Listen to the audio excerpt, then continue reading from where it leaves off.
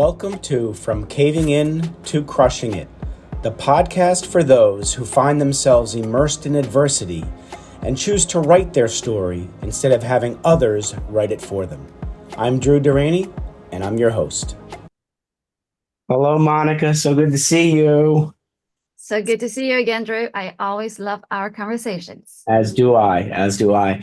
So I always like to thank the people who introduce us. And I was looking back I actually have a spreadsheet that lists everybody I've met since 2000 and I think it was 2020, right before the pandemic.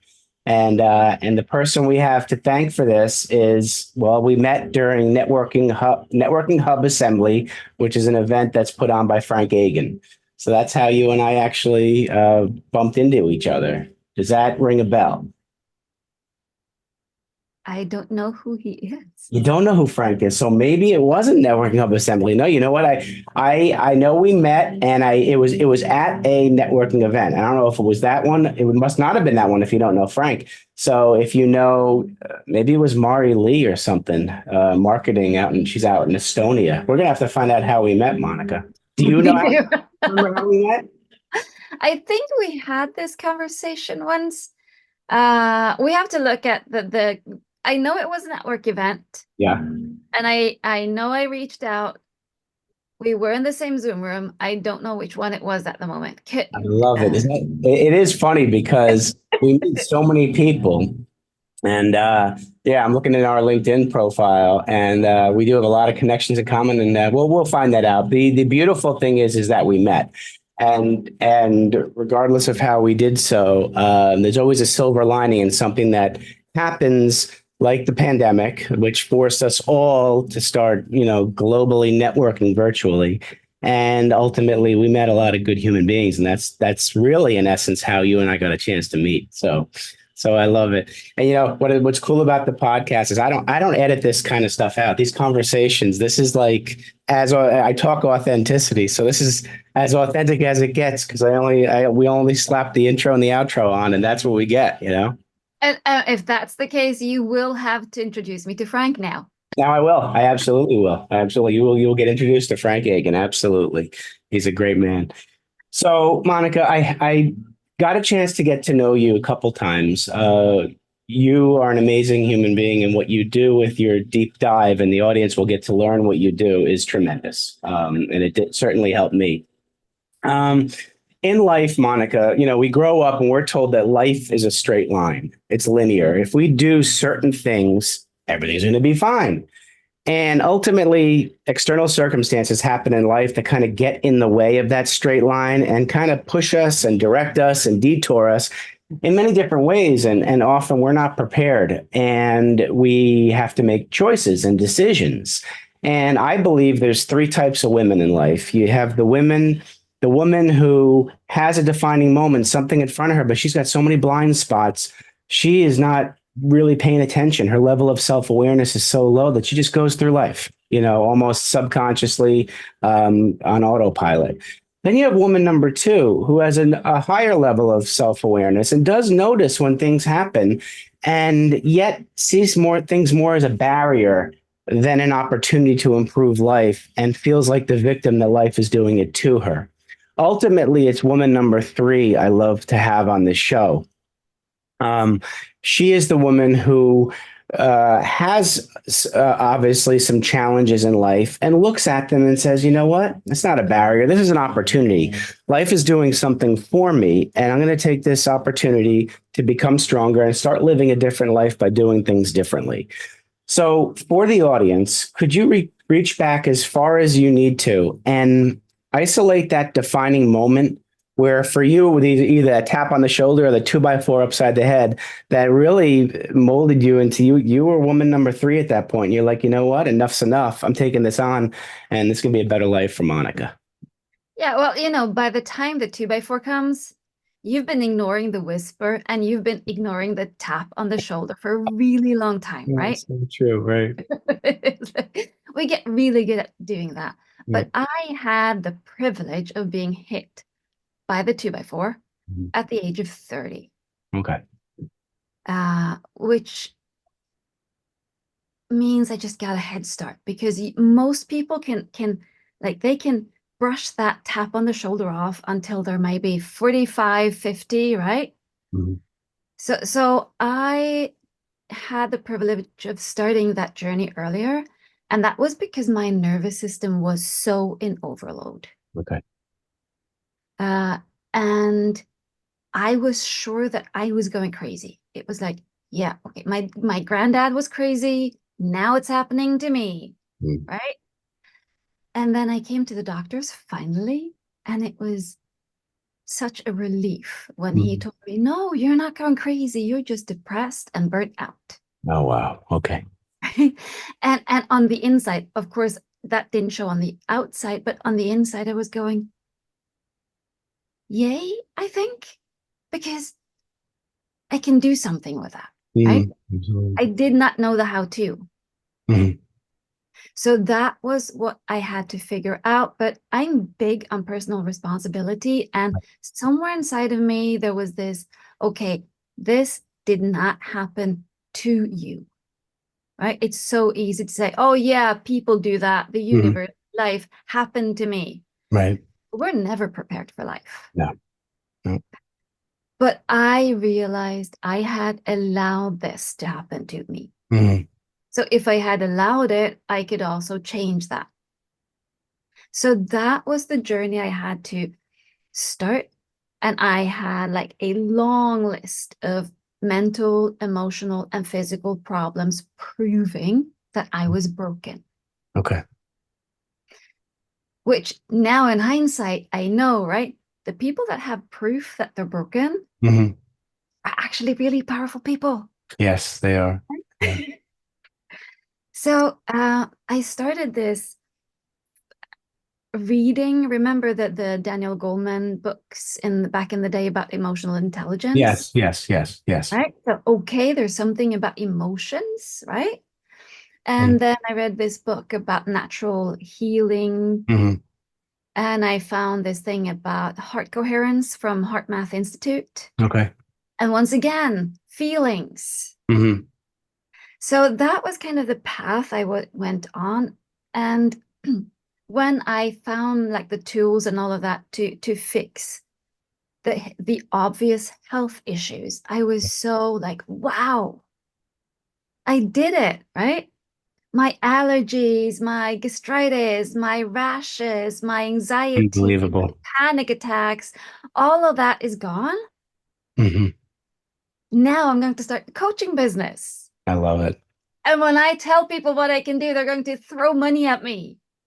And of course, that did not happen. No, that happens to a lot of us. We were there like, all right, I'm ready. Here it comes.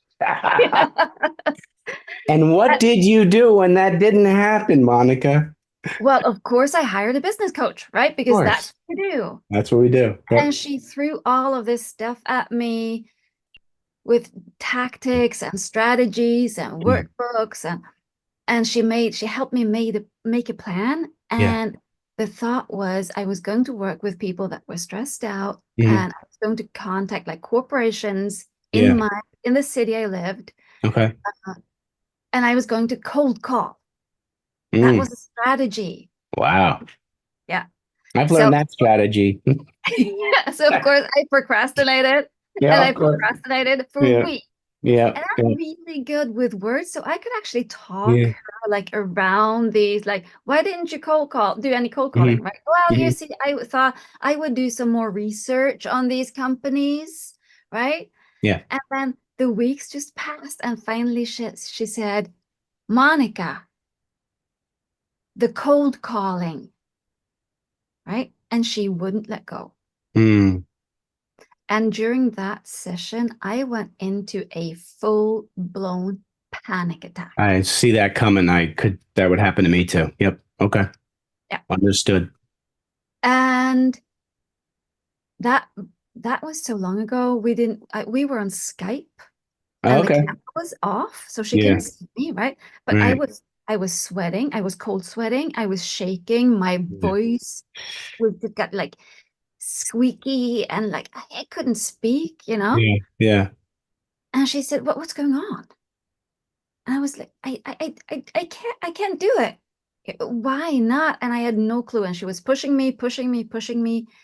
And I was, at the end, she said, "Where is that feeling?" And I felt that I was sitting on this horror feeling, right? She said, "What is this feeling?" And I was surprised when I said,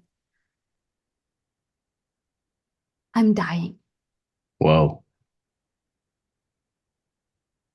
And I felt like I Wow. had a big fat L on my forehead. I Uh-huh. felt like the biggest wimp in the Yeah. world, Mm-hmm. such a coward. No one has ever died from cold calling, Yep. right? Yeah. But I also realized that there was an event. And this goes so beautifully back to, what your podcast is about, that it Right. all starts really, really early, right? Yeah. Yeah. So this was a trauma that was a life and death trauma at the age of Mm-hmm. 2. Okay. And because the nervous system doesn't really understand time, Yeah. cold calling for my nervous system was like, ooh, we've done this before. We did speak out about something that was really important. Mm-hmm. And that went really bad. Okay. Don't want to do that again. So that was my nervous system Mm. protecting me from pain, right? Right. Before anyone hurt you, like they did last time, Right. Right. Right. we are going to stop you in your tracks because this is not safe, right? Okay. It had nothing to do with cold calling, of course not. Mm-mm. And that's the beautiful thing about what you're saying, the whole idea that life is linear. Mm-hmm.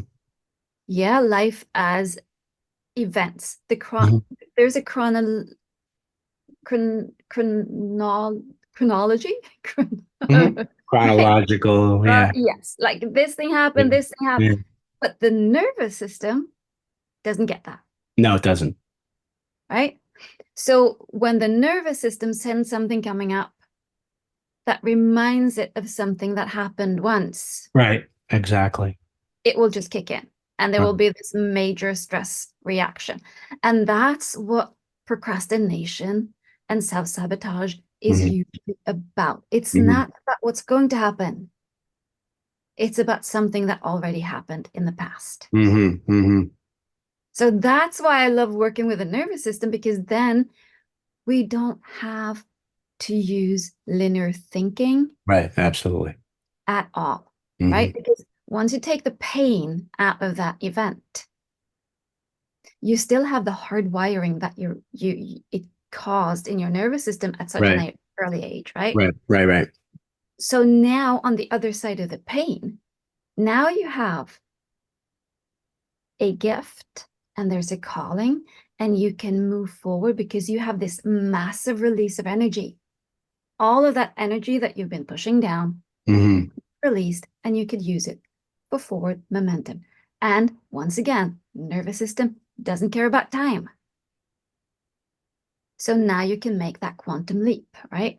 So I have a question for you. So how did you know, going back to 2 years old, that that's where that trauma was? Because at 2 years old, what are we able to notice? Yeah. So that was pushed down. I Okay. had no memory of that. I knew because of something my mom told me. I spent a week with my grandparents at the age of 2. Mm.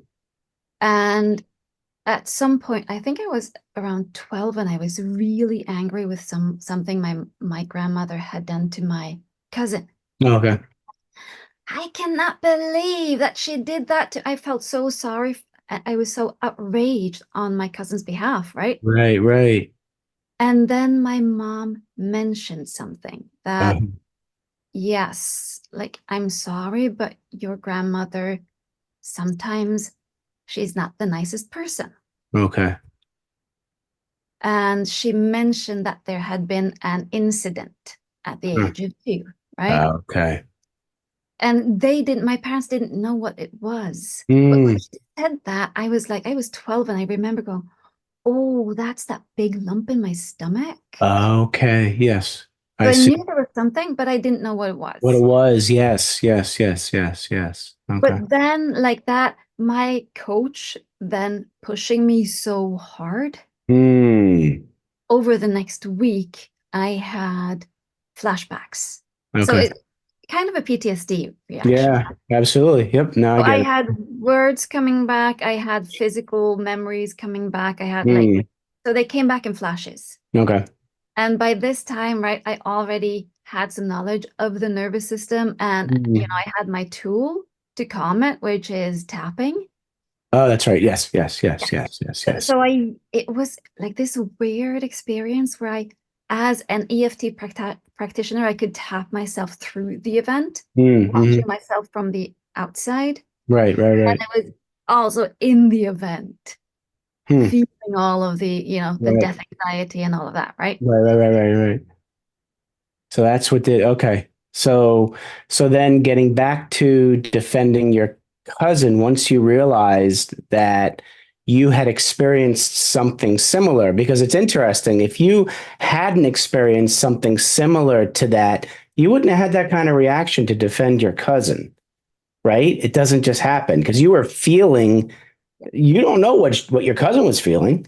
You No. were feeling what you felt at 2 and kind of transferring it on to how she must be feeling because that's it happens to a lot of us too, and we're not able to trace it back or we don't get a chance to. So all right, so let's so from that, what did you end up doing to at 12 to move forward, like thinking what's going on, what does this mean, this nervous system thing, where you did Pushing through. No, I was pushing the through. just push. Yeah, I'm a Yeah, wimp, push through. right? I'm Okay. I'm the biggest coward. Just push through. Push through it. All right. So, Okay. so I had been pushing through since I was 2, right? Yeah. Yeah. And then I had a similar, like 1 year later, I had a similar event, like kind of happening again at the age of 3. So now it was Okay. really, I guess, like in my nervous system. Now Then it's in there. Yeah. Yeah. yeah.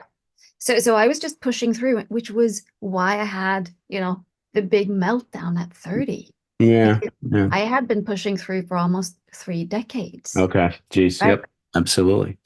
So the I the that's why I say I have the privilege, right, of Hmm. really having that breakdown, Yeah. Yeah. forcing me to make different choices, Absolutely. and then starting my business. That's another moment where I had to change, right? So Okay. if I hadn't decided to start the coaching business, Right. this particular event would probably never have surfaced. True. Very true. And Okay. I would still be living it. Yeah. You would be. Yeah. You had to confront it. Yeah. So to begin the coaching business, how did you actually start? Do you recall getting your first client to be able to help them like you helped yourself? Hmm. You do. Yeah, You remember that? Okay. yeah. And I also remember I got my first few coaching clients before that whole cold calling story. No, it was before the cold calling story. Yeah. Okay. Interesting. Uh, but that incident really Yeah. expanded my capacity to hold space for clients, right? I see. Yeah. Yeah. Because there's this myth in the coaching industry that you can't take anyone further than you've ever been. Okay. That's not really true, but Okay. it's really hard to take anyone deeper than you have ever been. Right. Absolutely. So now when people, because here's the thing, powerful people were a handful when they were children because they were powerful even back then, right? Yes. Yes. So people that are powerful tend to have also their share of trauma Hmm. in their formative years. Right. Right. Right. Right. And as I said in the beginning, if you can release that, then you don't have to, life is not supposed to be 75 hard. It's not. Why do you No. know that? Oh, geez. All right. Well, it's good to know now. All right. So tell me why you say that. Because when we deal, instead of when you push down the trauma and push down the trauma and you Yeah. use willpower is limited, right? Mm-hmm. You will get exhausted. Right. Yeah. If you can take a look at the thing that you judge yourself for the most, for me, it was being a coward, Okay. right? Hmm. Because at the age of 2, it's very easy for someone that's all grown up Yeah. to physically win Mm-hmm. any argument. True. And that's what happened. Okay. But my kids don't understand size. No. So I lost. So I was weak, right? I see. Okay. That's a part of my power. I know my power. So I judged myself Mm-hmm. with the child, like the child, the not aware child. There was a lot of judgment from that child, right? Absolutely. Yeah. Right. But that's what's going on in my nervous system. So someone who has a purpose around courage, Right. if they're traumatized, they will judge themselves as cowards, right? Have a big calling for freedom. Yeah. Being stuck is terrifying. It is. Right. Absolutely. Yep. Right?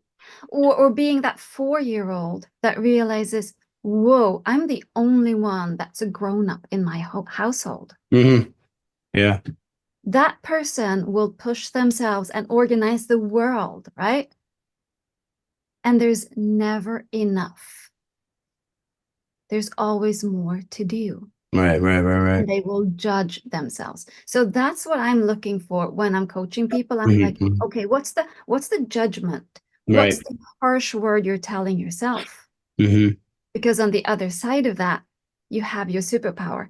And when you have your superpower, life is not linear anymore. Right. Absolutely. Yeah. Right. So what would you say your superpower is? My voice. Your voice. And I have big Dumbo ears. So, so I listen to what's being said, but I also am listening for what's not spoken. Right. Okay. And magic happens, right? Yeah. You know this as a coach. Oh yeah. Magic happens. Absolutely. It does. Yeah. Absolutely. Love this. Absolutely love this. So can you let us know like the best feeling you had with a client when you saw that magic happen? Just walk through that really quickly, if you can. I see a big smile on your face, so obviously it's happened. Um, that feeling that you could get somebody to a point where the magic happens. Yeah, well, you know this, right? When they have that shift and their voice changes, their face changes, their body, their posture changes. And to go from like just this week, right? I have this client, he's built a business from nothing, a $5 million business. Right. And he's done it doing hard work. Right. Because that's the conditioning he grew up Yes, with. of course. And then coming to the point where, whoa, maybe it could be easy. Oh What if my it could be goodness. fun, right? Yep. And see that shift Yeah. and seeing that old programming not having power over that person anymore. And I just watched some videos today of some reactions from people, and one woman said, she was facing this challenge and there were like tears and crying, and then all of a sudden she says, oh, but now I get it. And she explained something like totally the opposite of the viewpoint she had before, and she said, now that's logic. I like logic, right? And that's what happens when that stress of the nervous system Yeah. don't hold power over you. You get Right. access to your brilliant brain again, right? Yes, absolutely. It does. That's So true.